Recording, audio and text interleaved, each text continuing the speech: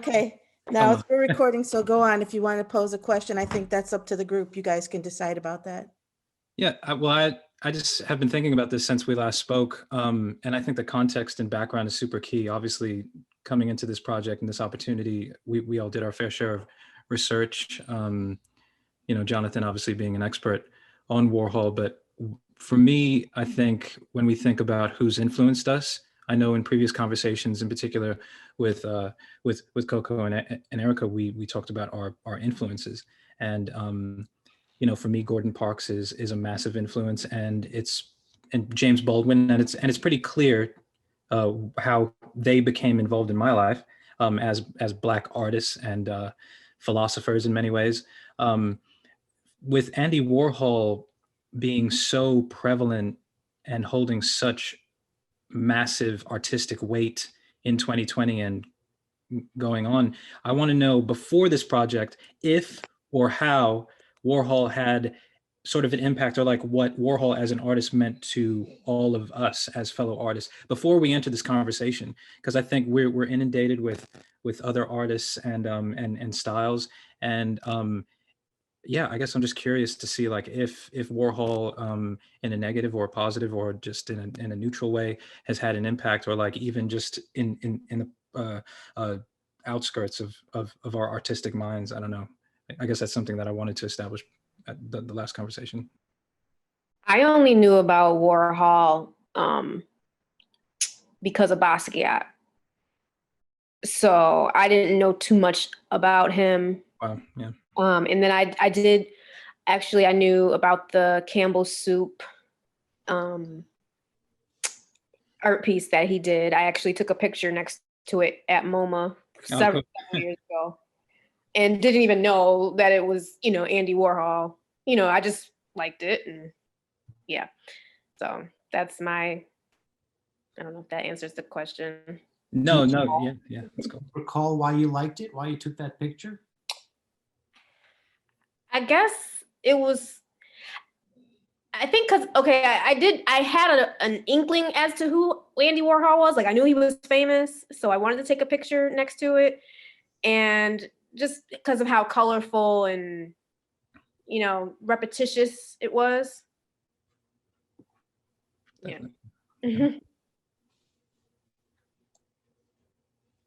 I'll go next. For me, I've heard of Andy Warhol since high school. I remember my history teacher was playing one of his videos, and it was back then I thought it was ridiculous, but now as an artist and as an adult, I can see like the process of it. So it was a video of him eating a hamburger from McDonald's, and it was like a 15-minute video, and he's just sitting there eating this like burger, and then like after he finishes, he like wraps everything up and just like sits there. So you're just like, okay. And towards the end, he's like, I'm Andy Warhol and I just ate a cheeseburger. So of course, for me, still trying to understand myself as an artist back then, I just was like, is this what you guys considered as art? Like, I didn't understand that. And now, being able to go to the exhibit at the MAG and like getting to know him as an artist, only through like Basquiat, but like Grace Jones and Keith Haring, like all these different amazing artists from his time period, just cultivating art together, I understood him a little bit more. I always saw Andy Warhol as kind of like an enigma, because he always would just be the face, but you always see him with sunglasses and he doesn't say anything. He's just like there. But when you hear him talk, he's like this very soft-spoken man who's just really sweet. So I guess like learning about him, not only as an artist, but as a person throughout my periods of learning about him from high school to now, I see how much of an innovator he was as an artist, Been familiar with his work for a long time. So I just really absorbed his energy when it comes to like being a multi-dimensional artist, like not just sticking to one form. For me, I was so used to just seeing like, the collaborations he's done with people, or a little bit of his Campbell Soup cans and stuff like that. And of course, Maryland, but never seeing like the vastness of his art, like what we see at the MAG. So getting to see all of that and seeing who he was as an artist was very eye-opening. And yeah, that's how I feel like Andy. He just makes me want to be a better artist myself. Like not being afraid to push boundaries, not being afraid to experiment and do different things, not being afraid to like mix different art forms. Like a lot of us like visual artists think we have to just stick with painting or just stick with sculpturing or stick with photography, but you can like mesh them all in any way you want.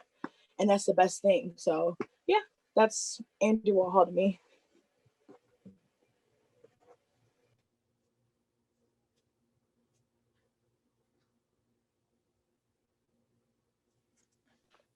Is it on me?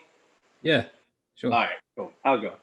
I actually took history of art at MCC when I really first started learning about Andy Warhol.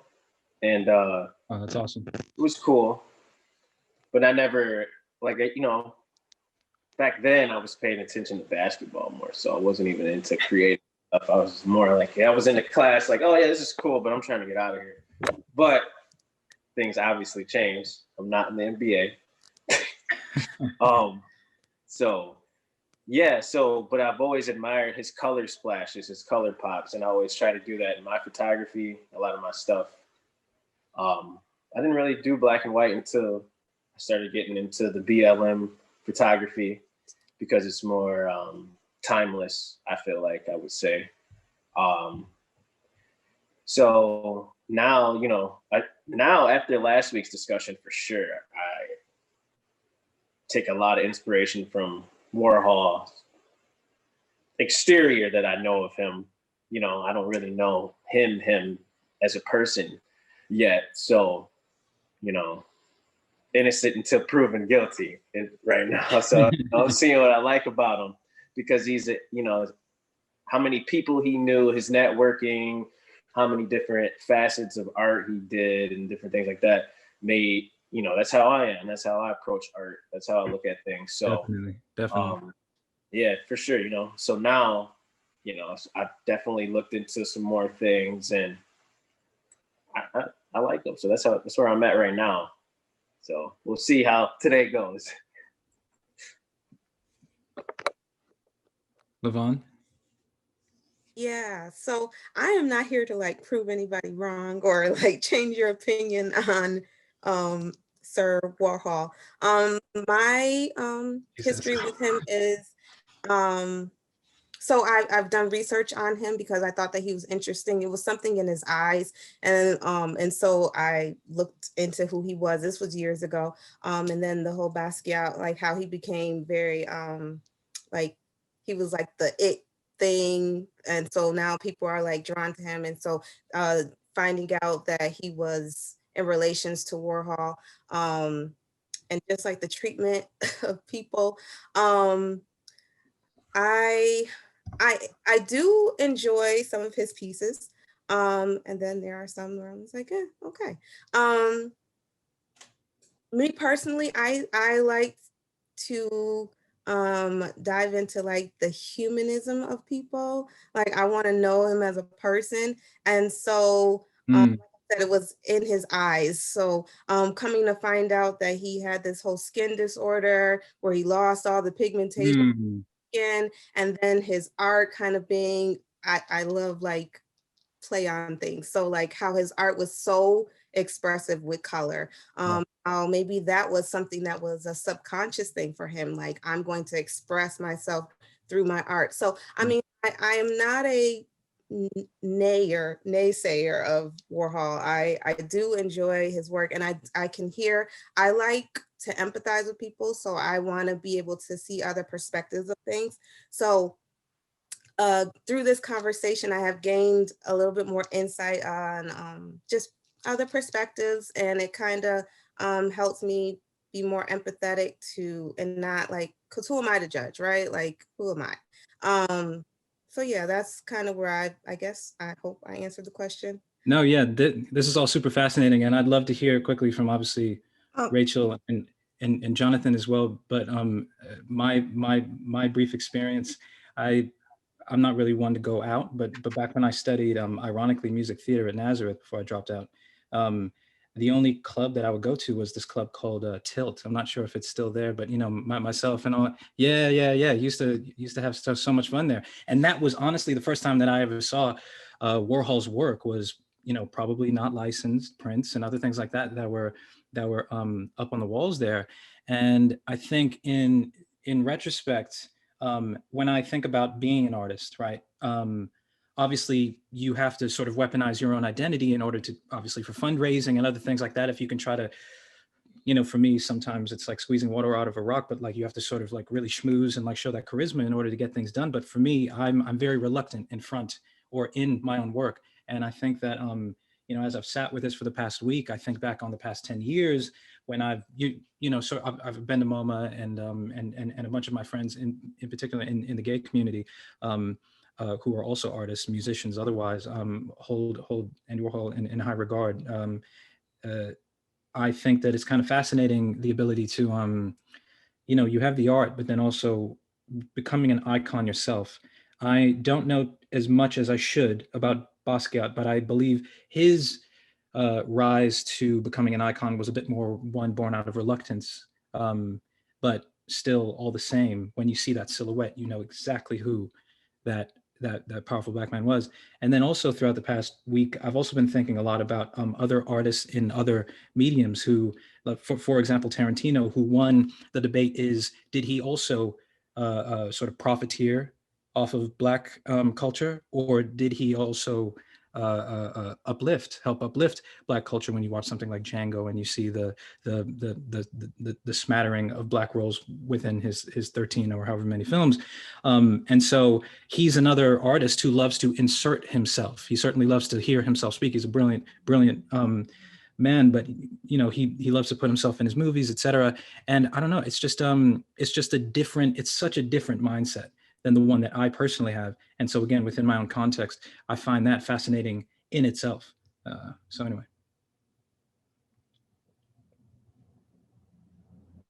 I would like to just chime in briefly. I really find this fascinating, listening to how everyone came to Warhol. For what it's worth, before I tell you how I came to Warhol, maybe it's not even relevant.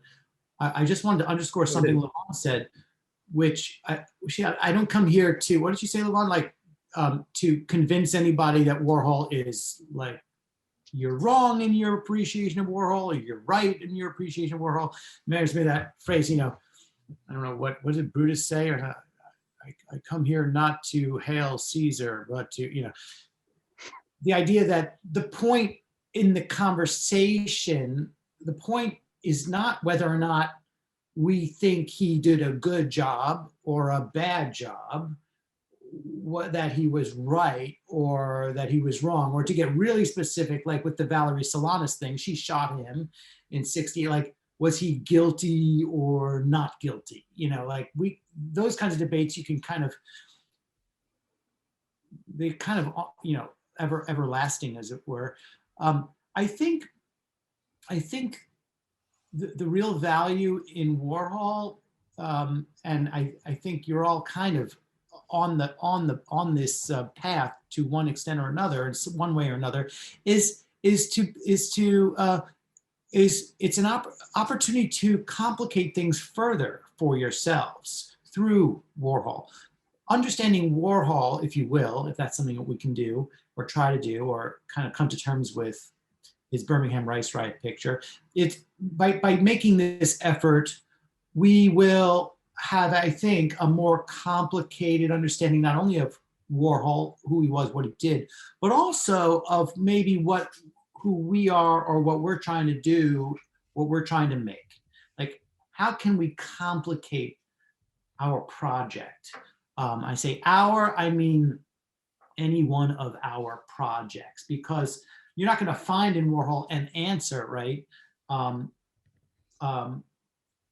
But I think you will find in him more questions and a rich conversation, and hopefully a way to expand your own thinking about your own work. And that's really what we want to hear in the end, right? That's what this is kind of where we're all headed.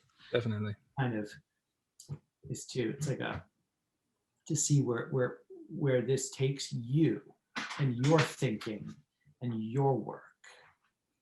So for me, my mother's a visual artist, and so I actually was aware pretty much of Warhol my entire life because I lived in museums and lived in art books and lived in art. Wow. And I'm going to go really quickly so Brittany can come in here. Hey, I'm sorry for the misunderstanding about the check-in there and back and forth. So I've been aware. So for me, for this project, what excited me about this project and being able to connect you with Jonathan with this exhibit and sort of provoke this conversation is that I believe that whatever one's opinion, Warhol is one of the most iconic artists in American history, and I'm not going to even judge what his international, influence has been, but I'll just even restrict it to American history. And so the idea of centering your perspectives and connecting his work, which, began in the 60s, I believe, in earnest as an artist and not just as a commercial artist, but to 21st century Black artists and have their perspectives be centered seemed to be an important thing to do. I mean, and I think that I also would want to think that while he was so iconic and important, that your voices are important too. And that how do you connect what's happening, especially over a piece like Birmingham Race Riot, which is so evocative of what's happening now and reflective of a lot of your work. How do you connect to that? So that was a really great question, Martin, to say, what was your background with Warhol? Because I think it is relevant to connecting in a contemporary context with him.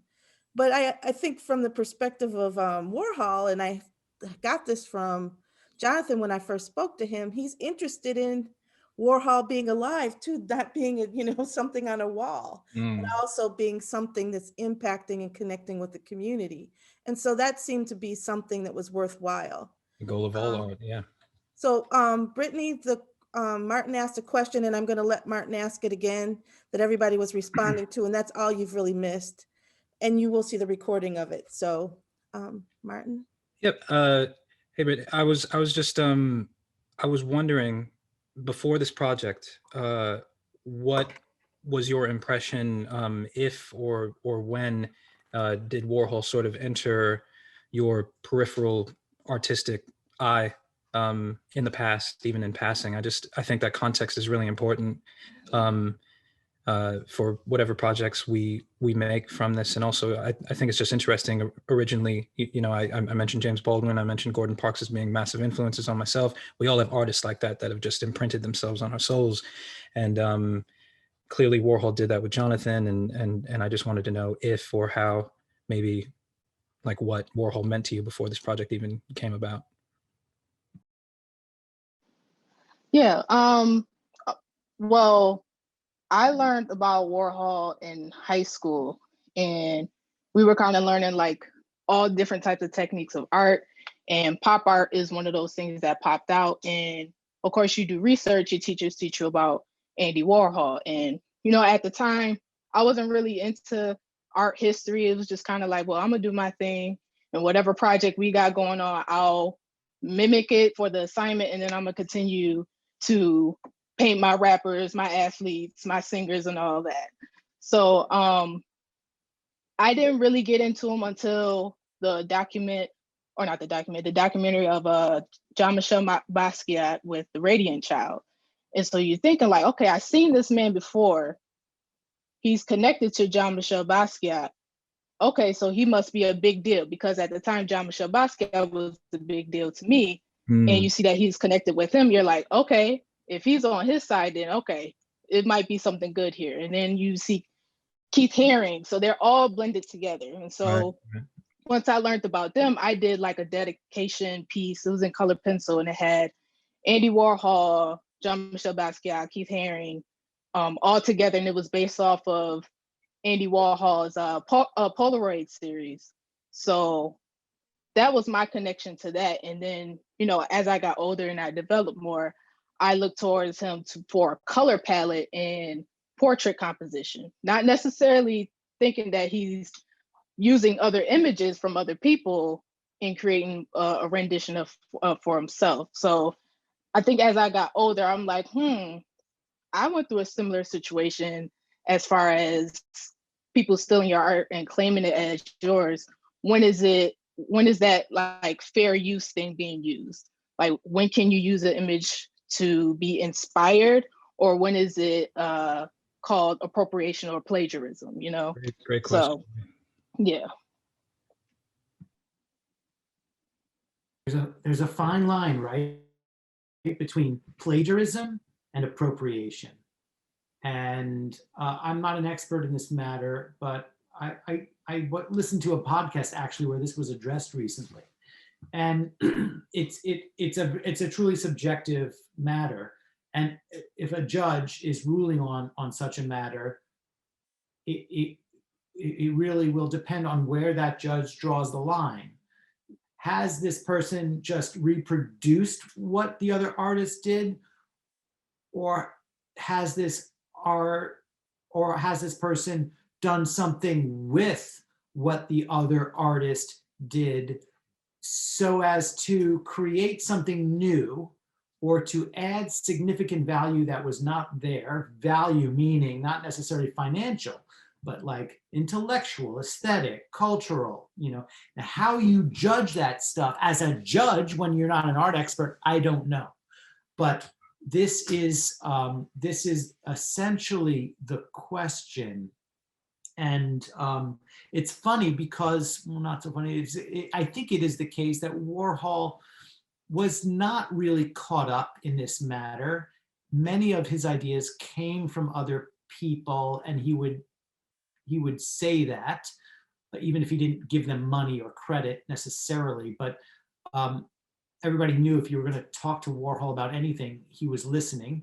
But number two, also artists have been inspired by Warhol since and used his material since. And Warhol himself probably wouldn't care that much. I just don't think he would. I think he would be like, oh, that's great. Like, you know, that's kind of his pat response.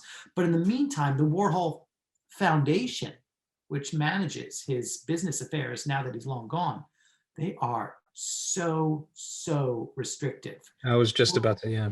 Charge, I mean, you know, the cost of using a Campbell soup can to promote the MAG show is a lot of money. And they will come down on you hard if they actually made us put signs up throughout the installation, photos are not allowed. Now, that's such, like, in this day and age, it's just so strange. Very ironic. And in the context of Andy Warhol's art, I would think the man is rolling over in his grave.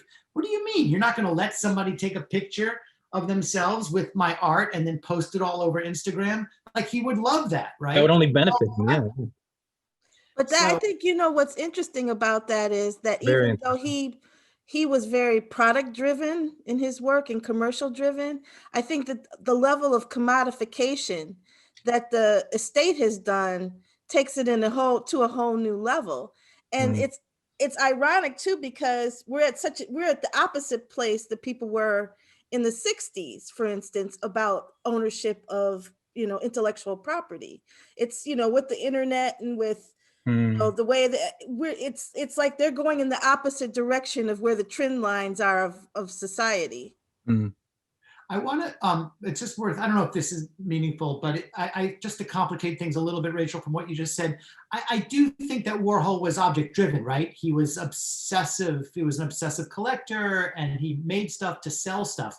But I think it's also true to say that he actually didn't care that much about his paintings and his prints. Like, he wasn't primarily a painter or a printmaker. He loved all these other kinds of creativity and engaged with them. And I think at the same time that, you know, that's the contradiction of Warhol. As much as he loves all that stuff, we really do need to think about him as a conceptual artist. I didn't say it that well because I was actually agreeing with you. Okay. But I think there's truth to all of this, and that's again where more complexity lies with Warhol. So the idea of taking Charles Moore's, that's his name, right? Charles Lee Moore. Photograph. I think, I think all of what people said in the last meeting sounds right to me. On the one hand, he was appropriating this guy's photograph. On the other hand, he was amplifying this guy's photograph. But the thing that I was pushing back on, I agree with you, but he was also appropriating the experience that the guy had with taking the photo. And that's where the cultural aspect to me gets complicated. Yeah. That the person who was actually on the road, taking the photos of all the protesters and everything, they were having a connection with the cultural context. And that's where it becomes a little more complicated. I think it does. I wonder how it complicates it, that's a really tough one. It is so subjective, though. I think that's really important. I mean, if we're talking about protest, the experience of fighting for human rights has been co-opted. We saw it how many times yesterday in honor of MLK? I think ICE.gov had a post about MLK, which was just absolutely wild. I mean, you have the images of, the recreation of a protest with the Kendall Jenner and the Pepsi can. I think we all recall that, right? That's an example of poorly used appropriation in a consumerist way. And then you have really altruistic appropriation where people will, co-opt images and other things, and then they'll do massive fundraisers. And I think that what Warhol did maybe lies somewhere in the middle, leaning towards the altruistic, certainly because just because you're famous doesn't mean that naturally you have good intentions, but you can't deny the impact of someone like that. It's similar to having someone repost any of our work, right? It's like, well, at what point should we get the credit? We should certainly be credited by our names. I think we can all agree with that. But, if our goal is to create social change, then certainly we would all welcome it. I mean, coming from music, it's such an interesting thing because certainly reappropriation, I mean, the music industry is all about sampling. Modern music hip hop is all about sampling, right? But you can still break it down into percentages. I just dealt with a legal case where we had to break it down into percentages, right? Someone's using my music, okay, I get 40%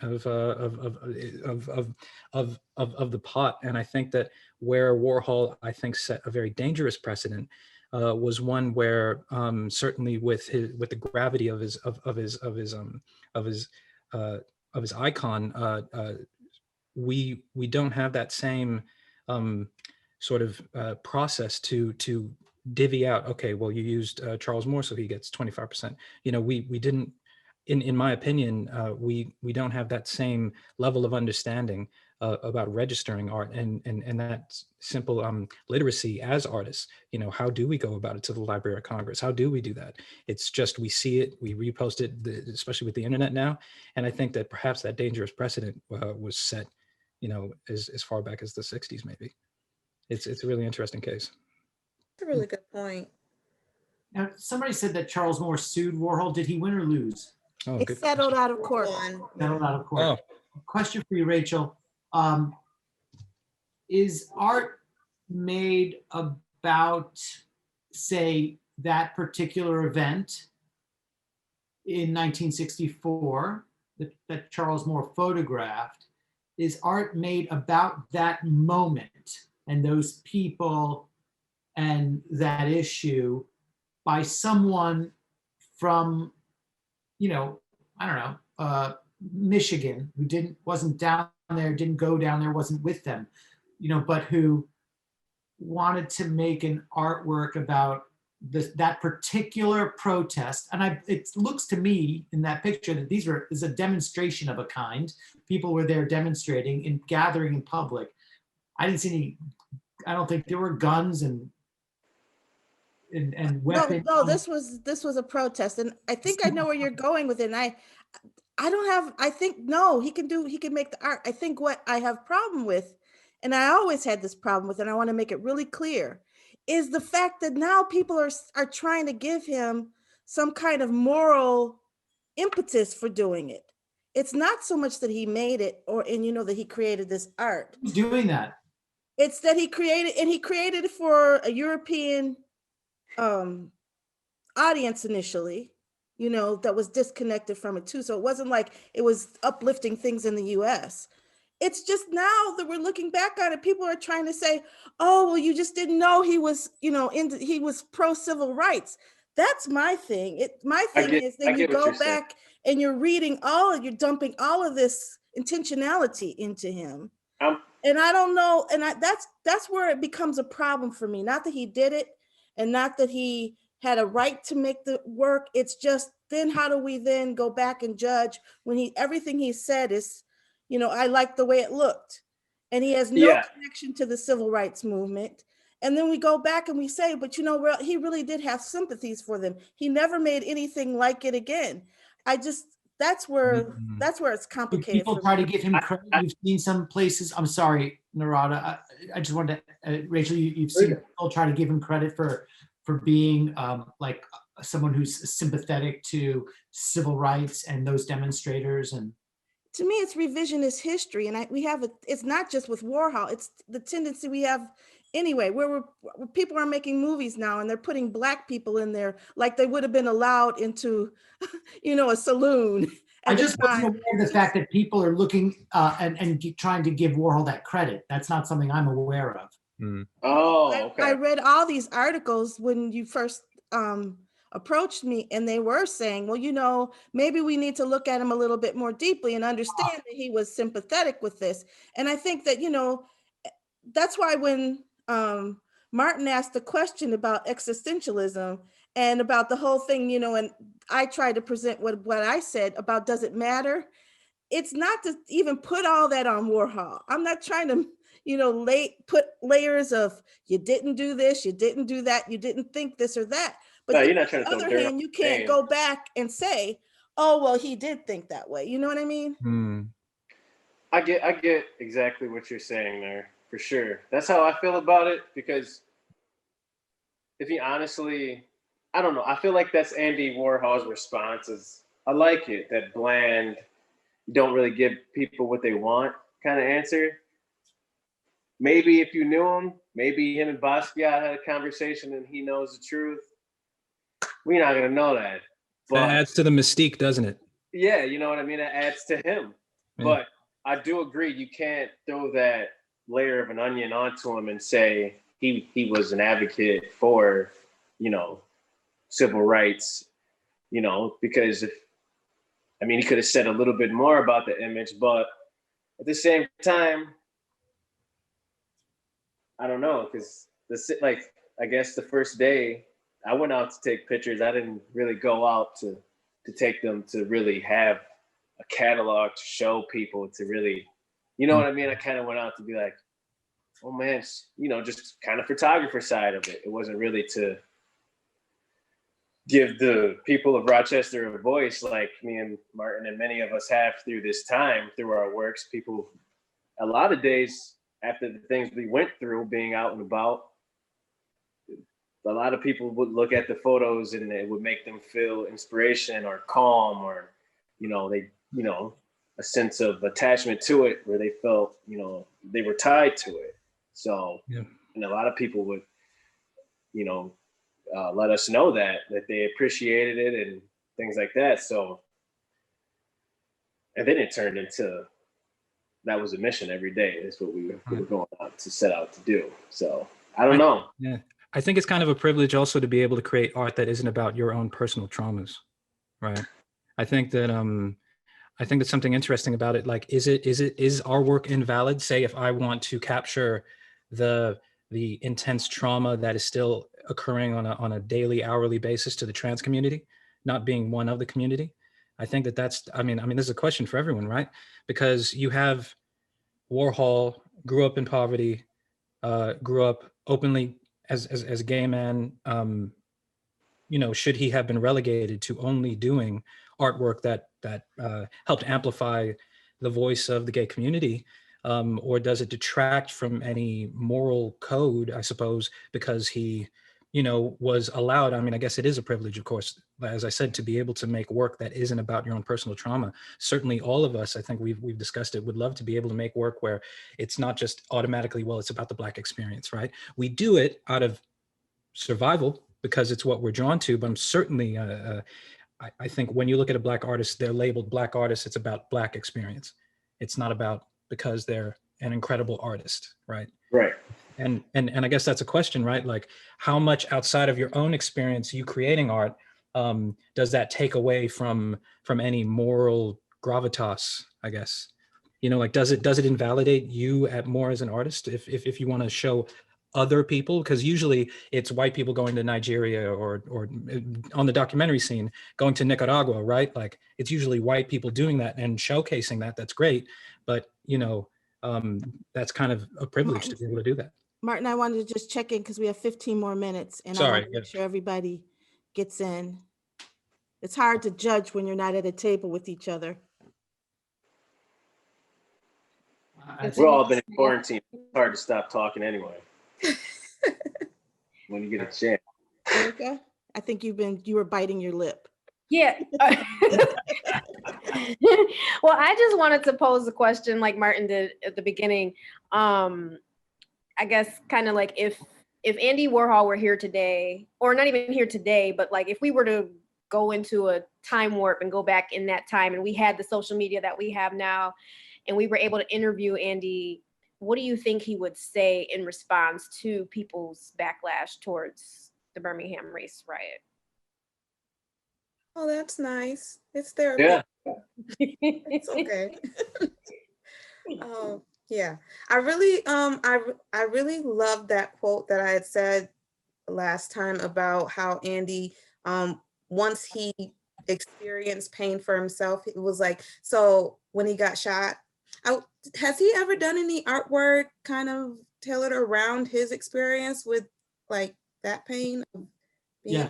He said was, it was like I was experiencing a movie, but I felt the pain. And I think that is what's kind of what we're talking about, like experiencing something without, or being there, but kind of being like a fly on the wall, not being in that moment. And I think that once he had that aha moment, it changed his perspective of things. And I think that because we are Black artists, we feel that pain of what he was talking about without having to actually have been there. But we experience it because it's our DNA, it's our makeup. And so like we'll take it to being a transsexual human being. So I can't experience that pain because it's not who I am, but I can empathize with it. I can understand it from the outsider looking in and being able to appreciate what their experience is without taking it like it's mine. I don't know if that makes sense. That's a great, I just want to underscore what you just said. How, it's the same, I don't want to say for everybody, I'll just say for me, but it goes for me too. So when I see a great picture or a great painting, let's say, for example, by a Black artist, responding to Black experience, conveying, maybe it's one of your photographs of a demonstration, conveying a moment and an experience and a subjectivity and a sensibility. So how do we get to know these feelings? How do we as human beings get to know the pain of being a human being? How do we get to know anything about the world? It's through art, if you ask me. It's through art, and that's why art is essential. And I think even, and I'm listening to discussions of the Black experience, like what is the Black experience? Well, it boils down to ultimately one person's experience who is Black. And what does that have in common with somebody else's experience? And, you know, we're now deep in the weeds of a humanistic point of view, right? There's a beautiful book called The Black Interior by a woman named Elizabeth Alexander, who is African-American. She's now the president of the Mellon Foundation. It's a beautiful book. And she talks about this thing called what she calls the Black Interior, which is, if you want to know, you're going to have to get to know that interior, right? You're going to have to dig in. You're going to have to get to know that person and that experience and that expression, that subjectivity. She's also a poet. And she's a poet.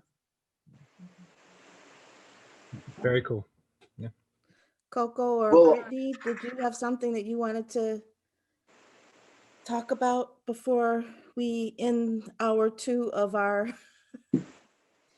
discussion? So, with poet? yeah, so for me, I have to research a lot of different things. So I wanted to research the Death and Disaster, like the series itself, and understand like why he decided to do that, and pick the pictures he picked for it.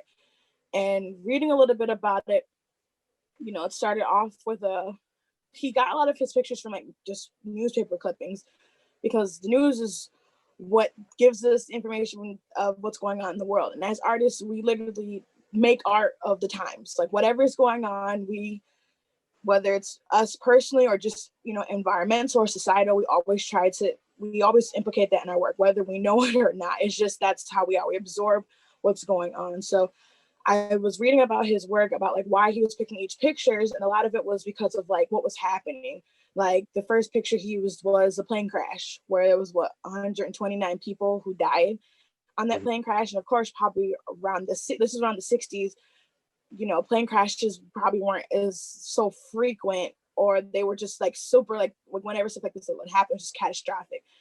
And learning about him picking like even the race riot in Birmingham is just, and picking the contrast of color, like picking just doing black and white, and using screen print for these images, it made me think about why was he using repetition, why was he using some colors for some of the pieces and not colors for others. And I said this in the last meeting, I felt like a lot of the reason of using like screen printing was to show like kind of like image being burned, like, and like kind of like ingrained in the brain. Like a lot of the repetition was to like desensitize like what was happening.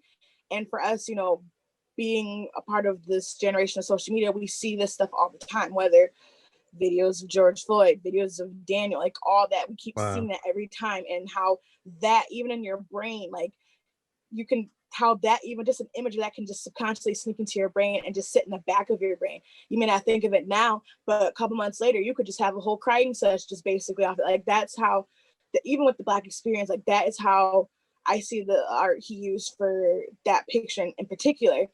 And I know, I forgot who said it, was talking about the way that the pictures, like the way that he kind of blurred out the facial expressions of the black demonstrators, but you can see like the white faces of the police officers, and then the different like the different details of the dogs. Like for me, it just showed how even the perspective of white men not knowing what it's like to be in those situations, like even the photographer taking pictures of everything that's happening, like he's in the moment, but he's not there going through that whole situation. He's just the window looking into what's happening.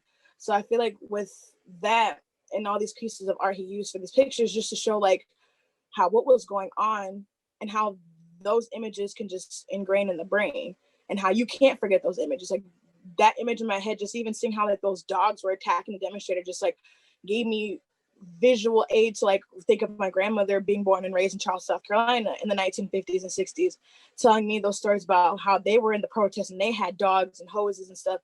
And how that, back then as a little girl, you don't understand the concept of like, oh, a dog really like on a person, but seeing a picture like that in a whole different form ingrained in your brain, it's like, you can't forget it.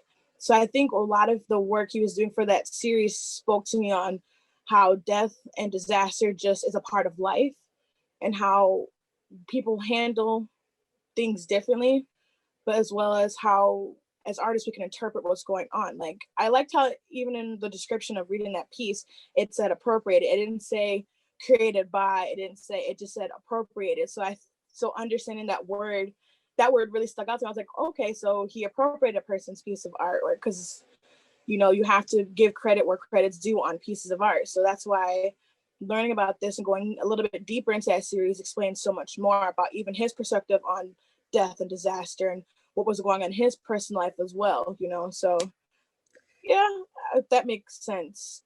You know, Brittany, I'd love to hear from you, but I just want to say real quickly, just based on what you and Coco, you and Erica said, I think, could we say that that Andy Warhol invented the meme? I mean, where everybody takes people's photos and puts their own words on it, happy birthday on somebody's artwork, and puts it on social media. It just occurred to me when you were talking about what would he think? I mean, it's happening every day, trillions of times a day. So Brittany, did you have something that you wanted to say? Get rid of recontextualization, yeah. Right. I mean, Coco pretty much like summarized my brain, but yeah, sometimes I'm just kind of like, I would like some context behind art like this, that especially when it's made by somebody white, because if you just put it out like that, it can make people think, okay, this person is on our side, but they can just do that because they're in a higher up position and they probably won't get questioned about it a lot. But on the other end, sometimes when artists don't have any context behind their painting or whatever art they have, it's normally they want an interpretation from the viewer. You know, I can tell you what this means to me, however, it could be different to you, because it's happened a lot. You can explain, okay, this painting is about this, and this is how I feel about it. And someone could say, well, I don't see that.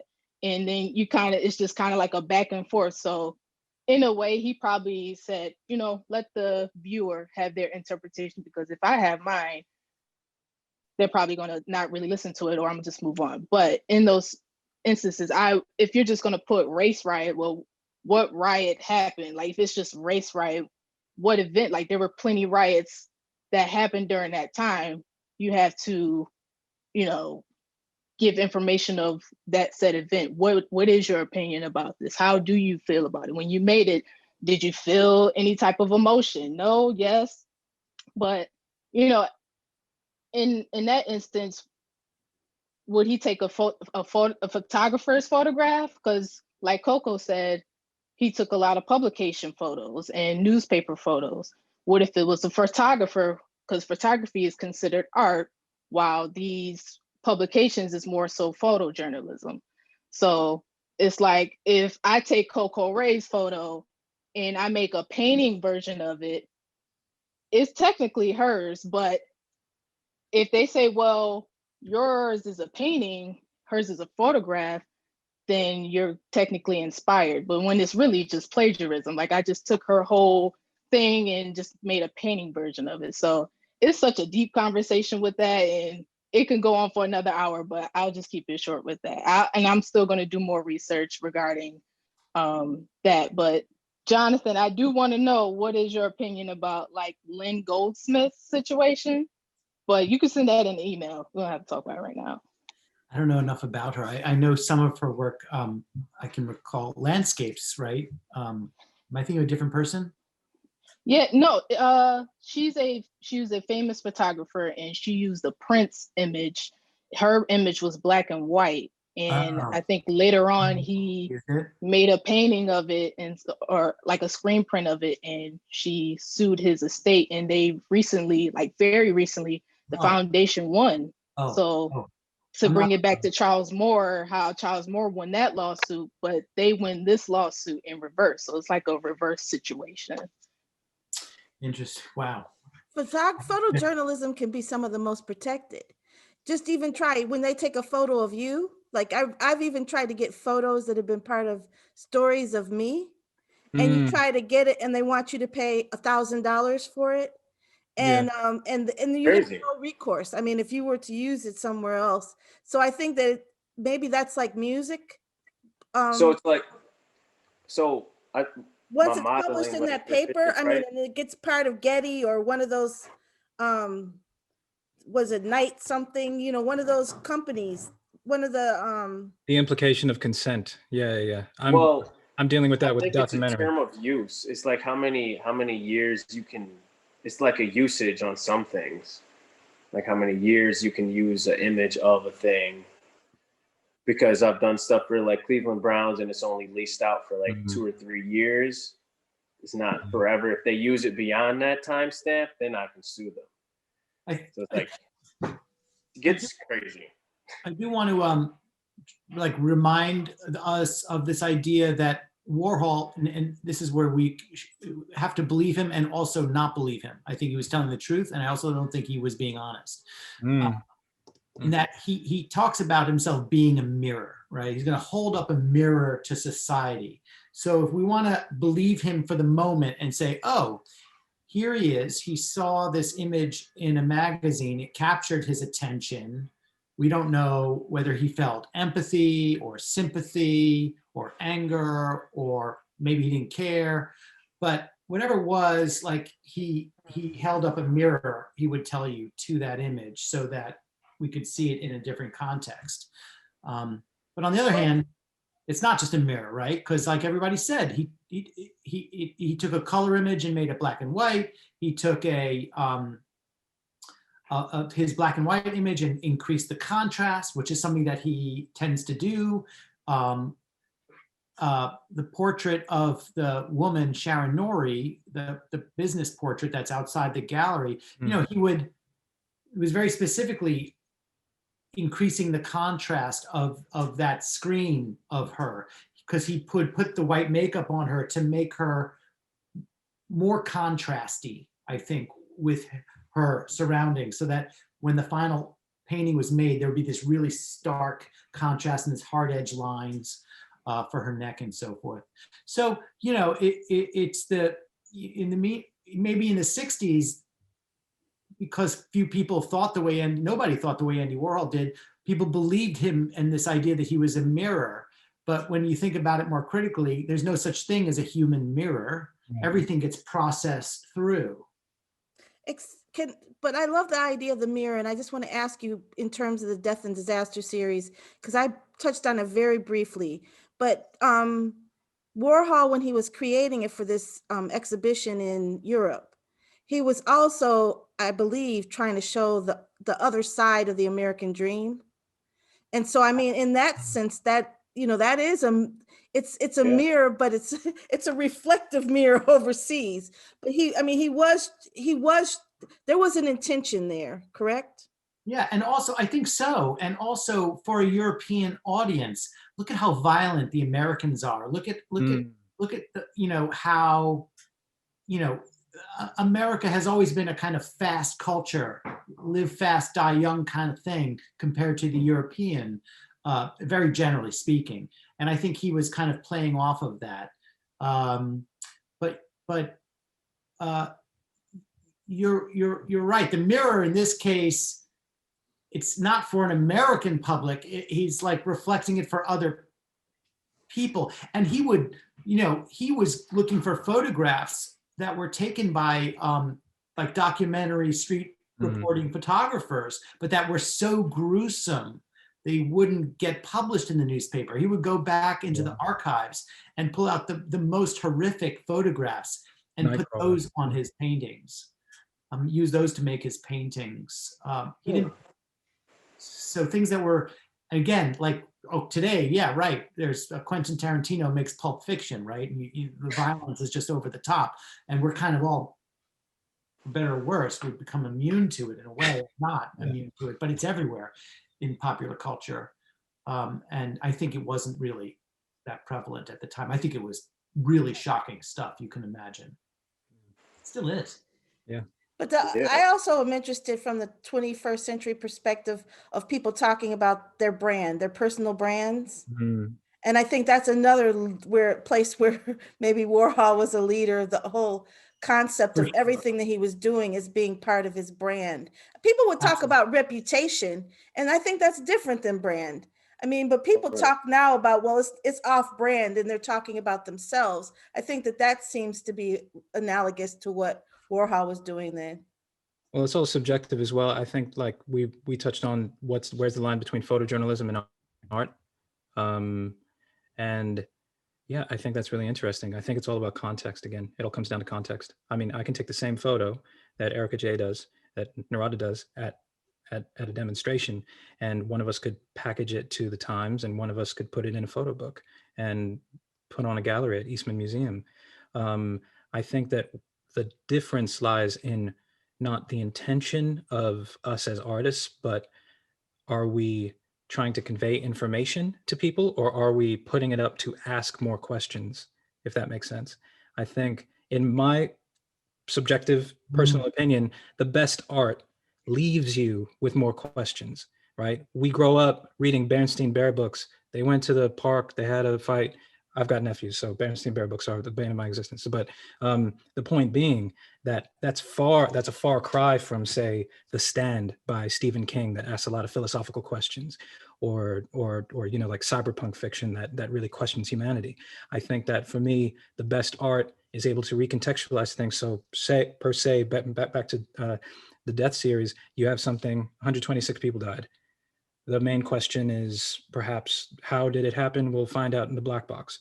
But then he took that image, and perhaps this is the line between plagiarism and appropriation, not to, you know, be an apologist, but, you know, he's asking the larger question within the context of society. Are we, like Jonathan saying, living too fast? Are we dying too young? Like, do we prioritize that?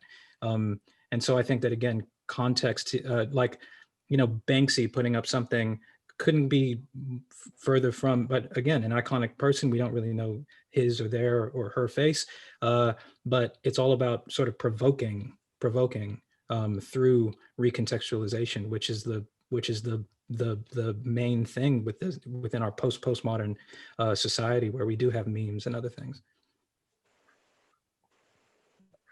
Do you all remember the print portfolio, the context that Warhol, the print portfolio that he put his Birmingham race riot picture into? Remember that context? Yeah. Like, yeah. What is that? Like, when you look at that portfolio, I'm dumbfounded. I'm just like, I think it's a great question, you know, because if you each take the same picture, you may have each taken it for a different reason. Right. Especially in comparison to, who was it? Ad Reinhardt, who has like the pop art of like the single colors. Are you referring to? Yeah. Right. That's really one person makes a painting that's a black square. Right. Another person makes a painting that's a black square. Another person makes a painting that's a black square. Are they the same paintings? Wow. Yeah. But Jonathan, who was actually curating that though? So when that's the question. He can enter something like that there, but what was the person thinking of that actually put it with those? Yeah. You know, finally made the final decision. And usually the parameters for those things are more about like dimensions. Everybody has to make the same size print because it's all going to go into a box, you know. And I think that was I'm going to look at the rest of the prints, and I imagine that picture that Warhol sent in was the last thing that the organizer was expecting. That alone was an act of provocation, wasn't it? Oh yeah, for sure. But... So how many of you like to provoke with your work?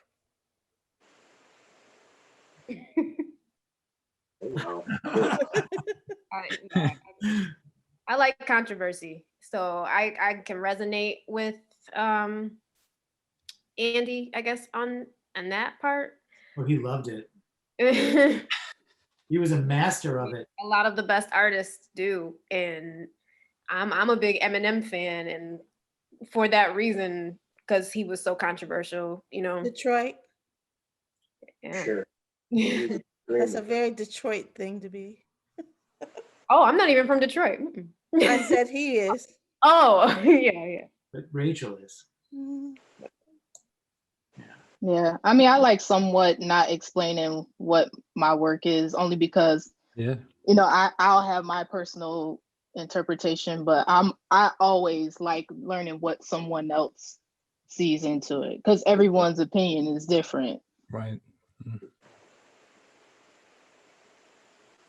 I think with art, that's the point, is to cause conversation on things that we see and hear, and even in our own lives. For me, I've always saw myself to be the artist who just hangs back and just lets people talk about the art and just hear what people have to say, because everybody's going to have their own opinion. I think as artists, we don't want, well, we were going to have our own opinion, as Brittany said. We're just going to have, that's just who we are as artists.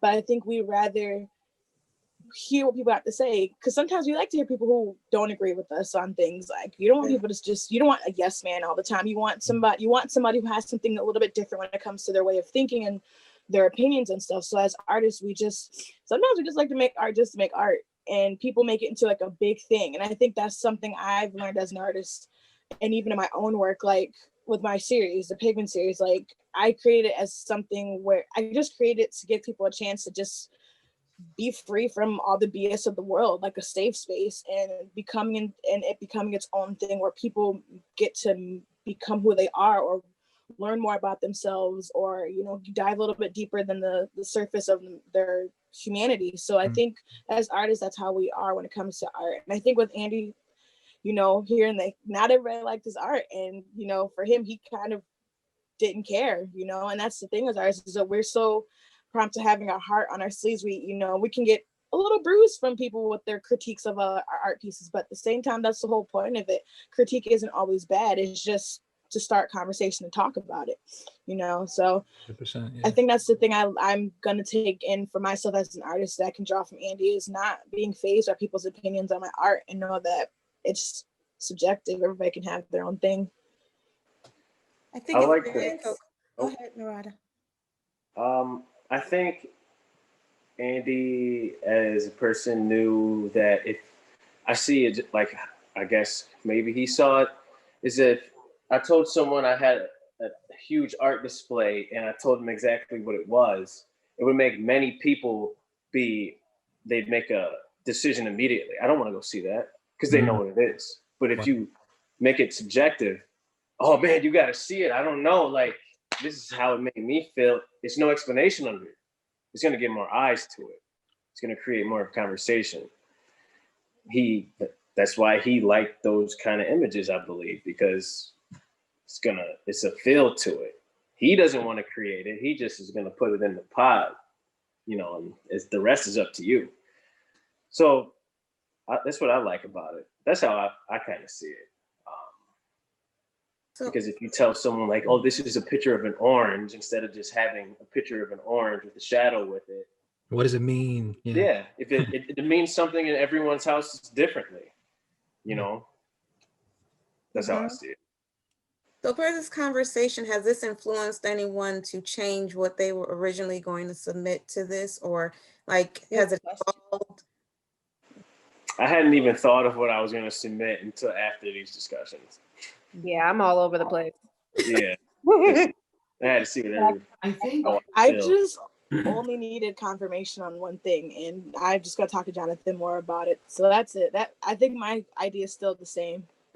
I think, and by the way, just on what Coco just said, I'm really excited to talk to all of you. So we can have email conversations, text conversations, phone conversations, Zoom conversations. Appreciate that. Yeah. And you have my contact information. I think, you know, all artists, who become fully actualized as artists, ultimately develop a language, you know, that is unique to them. I agree. And Warhol, it's kind of remarkable. He should have done so much appropriating, and so, like, Mickey Mouse and Superman and a sun. Were those commissions, Jonathan? Just quickly. All those were commissions, yeah. Isn't that different though? The commission wouldn't have told him what to do specifically. It would have said, we want a picture of American icons. So then he comes up with this idea, I'm gonna make it called myths, and I'm gonna do, these are my But I think what's, you know, you can see in Warhol there's something of what's remarkable, and that is, despite his impersonalness, or whatever he was, like, he ends up producing something that is so unique and so unlike anything else and unlike anyone else.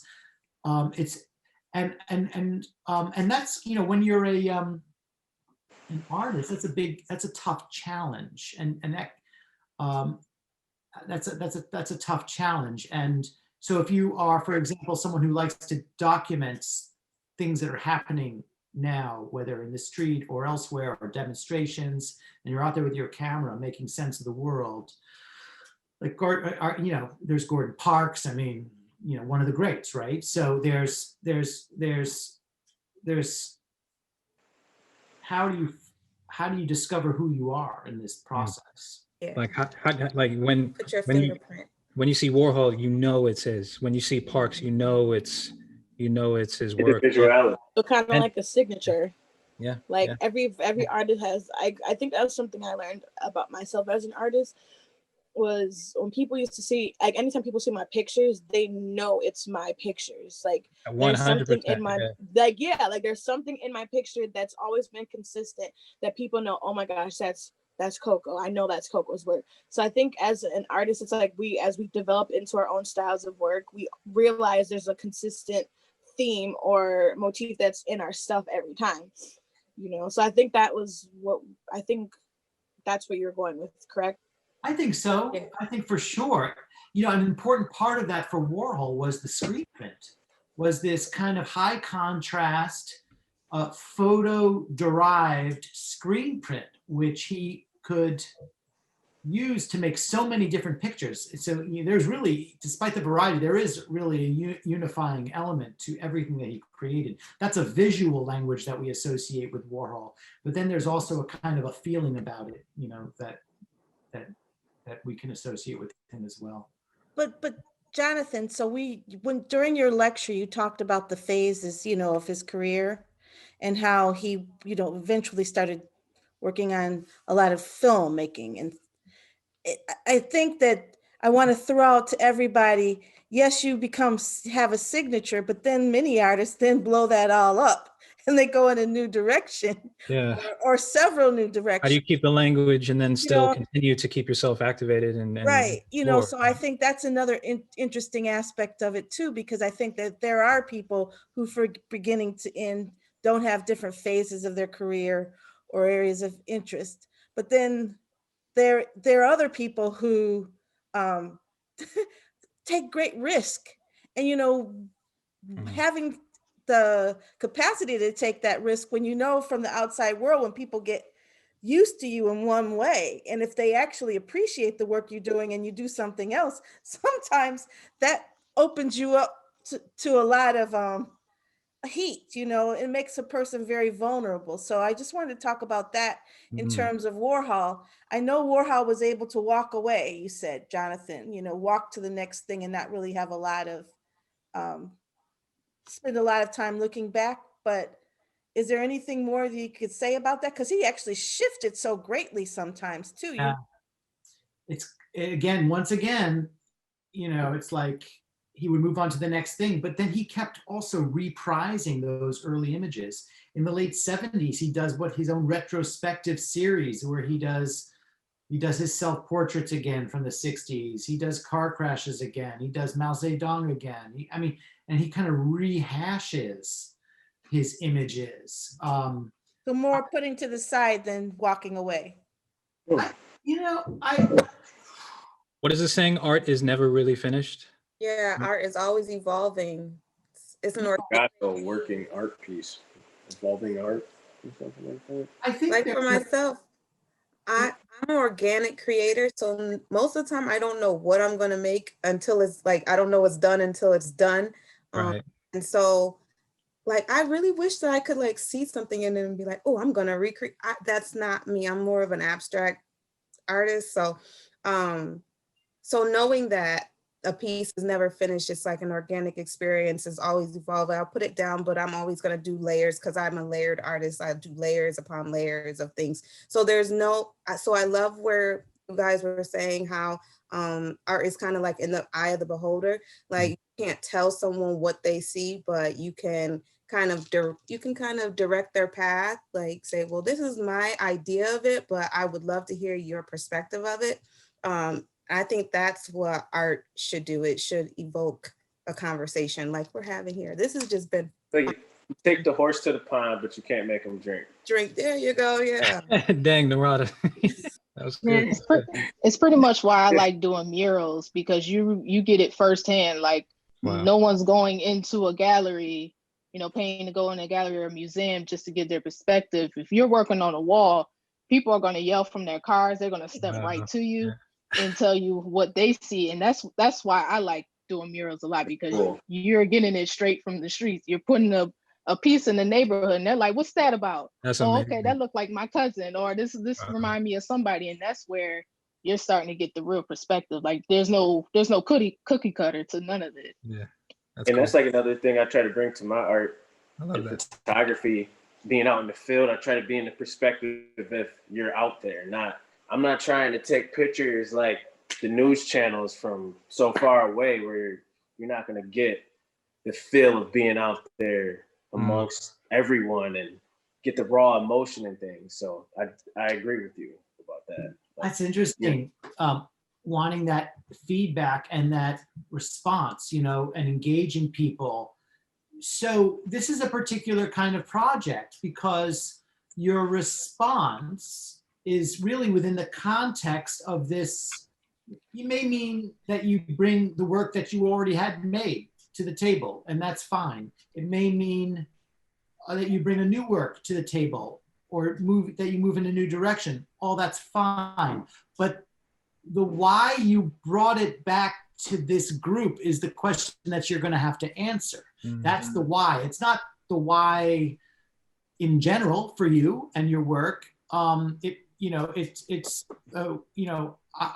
made this work, or I revisited this work, or I returned to this work, or I made a new work, and I'm bringing it into this group, to talk about because of this reason. And whatever that reason is going to be up to you to articulate. But when we come back, right, Rachel, you're all going to have an opportunity to make a brief presentation about you and about your art in this particular context. And we're going to invite other people to listen in. Mm. And those people, the public, are going to say, oh, this is a museum program built around their current Warhol show. And they've engaged these artists to talk about their art in the context of, so that's what's interesting here. It doesn't have to be the be all and end all of your statements. And then it will be shared, right? The idea is that this kind of can live on the MAG website, that people can link to it. You can link from your page to our page. And so it'll be this Warhol program with artists in Rochester. So that's the context. Think about it like that, because it's like that portfolio that Warhol gave his picture to, with all those abstract works of art and the sandwich with the drink by Liechtenstein, so. I would say though, the difference between what he did there and what we're doing is that you're working individually but in the context of the dialogue with the cohort and the dialogue with the piece. So I think that in that way, it's more community engaged in that particular. Yes. Putting something in a box, and having it be, because I think that that's the value of this. And so from my perspective in being involved, it's also centering the artist, Black artists specifically, in this conversation. And so I think that that's, I called you a cohort for a reason, because you're a group of people that many of you didn't know each other, or a few of you didn't know each other, but you're certainly having this dialogue with each other, and you're experiencing this together. And I think that there's a value of experiencing something like this together, even though your work is individual and in conjunction with a fine arts museum. Yeah. And one of the most iconic artists ever. So there's all of that that's kind of being put into the project. Yeah, there's a lot to work with, for sure. Yeah. Can I just add a quote that I heard from someone who was talking about Andy Warhol in a documentary on YouTube.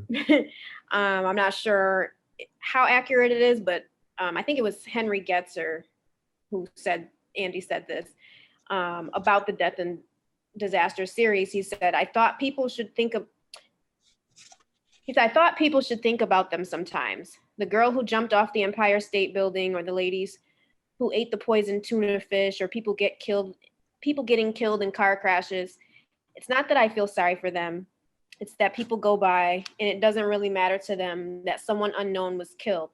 So I thought it'd be nice for these unknown people to be remembered by those who ordinarily wouldn't think about them. Wow. Interesting. That's good. That's perfect too, because I felt like reading about like him going over the process of that is exactly aligns with what he was going with, saying that he wanted people to really accept that death and disaster is a part of life. Like, this is what happens, and it hurts, and it's not even being considerate or even knowing these people who've died, but at the same time, it's like, this is a part of life. So you have to accept that this is the balance, this is nature, and this is literally, honestly, it is lifestyle of America: live fast, die young. And how sometimes even when people die, we just think of them as an afterthought versus experiencing them like right here and right now while they're still alive. So I love that quote. And the mirror. Will not accept racism as no, not that. Yeah, that too. Not like, accept okay, that. Not accepting racism, that too. But like in the whole process of like everything that was happening was just like, this is what's happening. This is what's going on. Conversations. Let's talk. And also shaking the American people and saying like, you are desensitized. Yes, that too. Accept that or do something about it. Yeah, that's interesting. But to push back on Lavonne a little bit, that's from your perspective and mine too. But what if from his perspective, racism and what happened was sort of in this continuum of death and disaster? I mean, it's a strange. Wait, what did he say? What part? It's an outlier. It feels like an outlier to us. But then again, we're second guessing him. We're putting ourselves in his frame. Yeah. Did he ever say it was an outlier? Jonathan, I'm asking you. Because a lot of people, we're all saying it seems odd in the context of the tuna fish can and everything, because I don't think we perceive institutional structural racism coming out of slavery as being like a car crash. Right. But Maybe. I think again we're layering on and maybe thinking too much and everything, but we're laying on. So I'm just pushing back.